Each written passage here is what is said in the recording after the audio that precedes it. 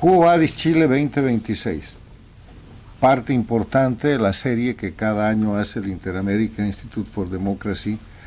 para saber dónde están los países de nuestra región. 35 países que en este siglo se dividieron entre las dictaduras y los países democráticos, con una gran presión de ese sistema dictatorial que representó la expansión de la dictadura de Cuba, la única al empezar este siglo, y que después puso bajo su modelo a Venezuela, al Ecuador con Correa, a Bolivia, a Nicaragua, pero además de hacer eso, expandió su influencia a través del manejo, de la intervención, de la presión y de la participación en elecciones, penetrando las democracias de todas las Américas para tomar el control de gobiernos, de donde nacieron lo que yo llamo los gobiernos paradictatoriales, que son gobiernos elegidos en democracia, en países democráticos, pero que deben su acceso al poder al sistema dictatorial del socialismo del siglo XXI o del castrochavismo, y que cuando llegan al poder son sus sirvientes. Ponen al servicio de las dictaduras rápidamente la política exterior, pero después su economía, su acción interna, y llevan a los países a situaciones de paralización, de crisis o peores. Esos gobiernos paradictatoriales han estado en toda la región. Van desde los Kirchner en la Argentina, vean el estado en que han dejado ese gran país. Pasan por el Uruguay con Pepe Mujica, recorren el Paraguay con el obispo Lugo, pasan por el Perú, están en países como México, con López Obrador y ahora Sheinbaum, Colombia con Petro, Brasil con Lula. No se ha librado nadie. En los países donde no han puesto gobiernos paradictatoriales en América Latina han puesto dictaduras. Entonces, Chile no ha sido la excepción. Y el tema que hay que marcar puntualmente en estas conclusiones, después de tan brillantes exposiciones, es que Chile acaba de salir de ser un gobierno paradictatorial, de ser un gobierno sirviente al sistema de las dictaduras de la región, del socialismo del siglo XXI, del castrochavismo. Tremendo país que ha sido subordinado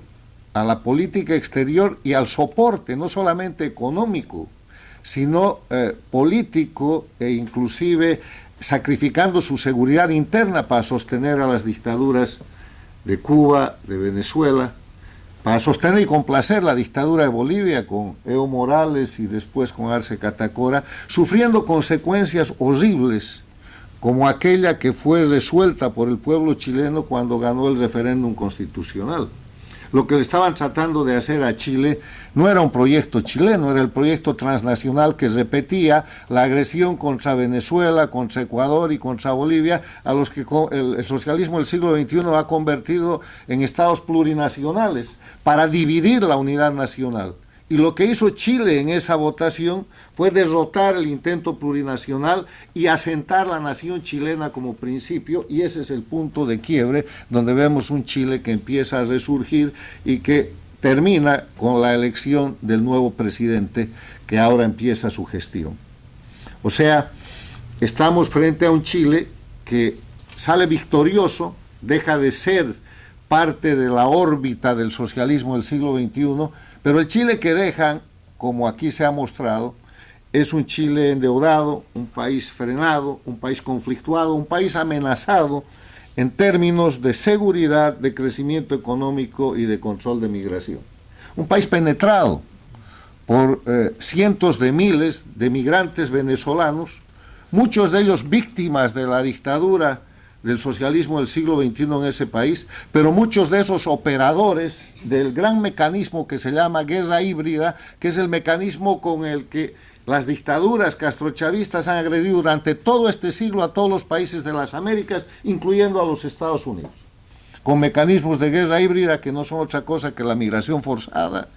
el narcotráfico. Acaba de salir un reporte diciendo que una ciudad chilena, Copiapó, es la tercera ciudad en el mundo que consume cocaína.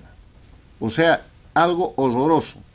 después de una ciudad en Canadá y otra en la Gran Bretaña. Y obviamente la cocaína del vecino de Bolivia, que no solamente pretendió cambiarle la constitución a Chile, con asesores directos como García Linera participando de ese proceso, sino que intervienen de una forma que genera no solamente el daño al pueblo chileno, sino también al pueblo boliviano, donde la prevalencia en el consumo de droga en Bolivia, el año 2003, cuando derrocaron al gobierno democrático, era de 7 bolivianos por cada 100.000. Hoy día es del 10%, porque consumes lo que produces. Volviendo al tema, Chile en el año 2026, el Quo Vadis Chile, conforme aquí se ha planteado desde diferentes puntos de vista, todos brillantes, afronta una nueva geopolítica regional y mundial, que nace de esto que acabo de describir, porque Estados Unidos no estuvo al margen del ataque del socialismo del siglo XXI. Fue el principal país al que se dirigió esa guerra híbrida que he mencionado. Entonces llega el año pasado al poder Trump 47 con un mensaje: seguridad nacional, hacer de nuevo América grande otra vez. A partir de la seguridad nacional, que rápidamente cambia la política interna, cierra sus fronteras, empieza a identificar de dónde viene la agresión del narcotráfico y la penetración con crimen común a través de la migración forzada, el tráfico de personas, la difusión interna de noticias falsas, el financiamiento de política local con dinero del narcoterrorismo y un largo etcétera, y pone en marcha un mecanismo que se termina expresando en el documento que se llama Estrategia de Seguridad Nacional, que cambia no solamente la política norteamericana, sino la geopolítica en el hemisferio occidental, las Américas y en el mundo. Y que prioriza la seguridad nacional de Estados Unidos, que resulta siendo la seguridad nacional de las democracias, de Chile y de todos los países de América Latina, y que tiene un avance en 3 hechos históricos desarrollados rápidamente en el último año en la región. Primero, la operación Lanza del Sur, que empieza a atacar, van por más de 100 operaciones y a hundir embarcaciones de narcotraficantes, con la muerte de los narcotraficantes en el Caribe y en el Pacífico. Después viene la operación del 3 de enero, que captura al dictador narcoterrorista venezolano que hoy día es reo de la justicia americana, Nicolás Maduro, y después viene la organización de la iniciativa que se llama el Escudo de las Américas. Y Chile está en todo eso. Está en todo eso, al principio a regañadientes, pero por presión internacional, incluso bajo el gobierno de Boric,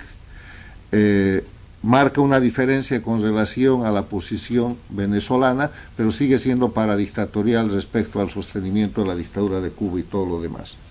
Entonces, en ese sentido, ha retornado la doctrina Monroe con el corolario Trump, y eso no es poca cosa, porque la doctrina Monroe, que fue proclamada en 1823, hace 203 años,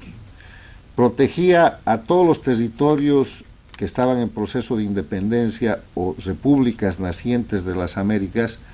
del colonialismo europeo. El corolario Trump protege de la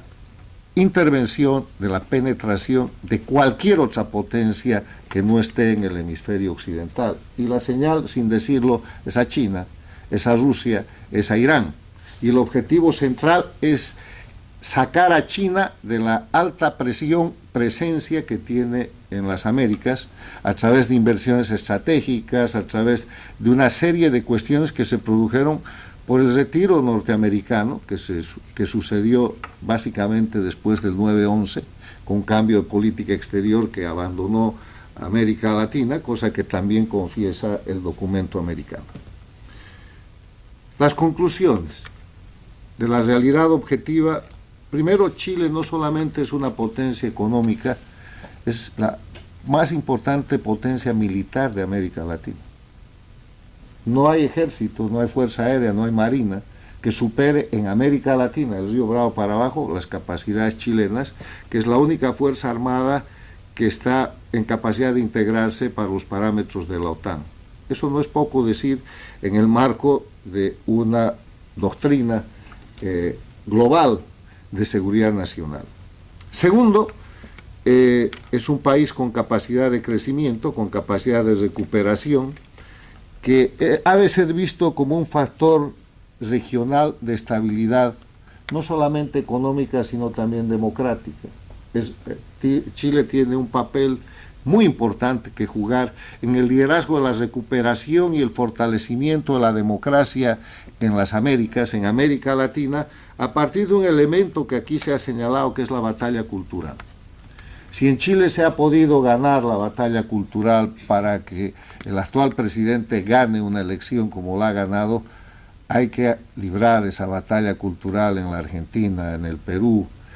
en Bolivia, en el Brasil, en todos los países bajo esta influencia de la delincuencia organizada transnacional que se convirtió en política, que se llama el socialismo del siglo XXI y que se presenta como izquierda. Para mí no hay un eje de confrontación de derechas e izquierdas en América Latina. El eje de confrontación es el crimen organizado contra la democracia y la libertad. Las izquierdas del siglo XXI en América Latina son dependencias criminales del más exitoso centro de delincuencia organizada que se llama Cuba. Y si Chile ha podido ganar la batalla cultural, hay que mirar esto con mucha atención y repetir y mejorar esa opción en los países de América Latina. El nuevo ciclo que se inicia, que se ha marcado con seguridad, crecimiento económico y control de migración, plantea un reto al nuevo presidente entre la popularidad y la efectividad. Y yo espero que el gobierno de Chile no sea un gobierno populista, sino efectivo. La diferencia en esa dinámica es que hay gobiernos que gobiernan para la próxima elección y otros que gobiernan en el futuro para la próxima generación. El gobierno actual tiene da toda la impresión de que es un gobierno que va a priorizar la efectividad a la popularidad. Frente a esto, concluyo diciendo que Chile tiene la oportunidad y el desafío de ser más grande.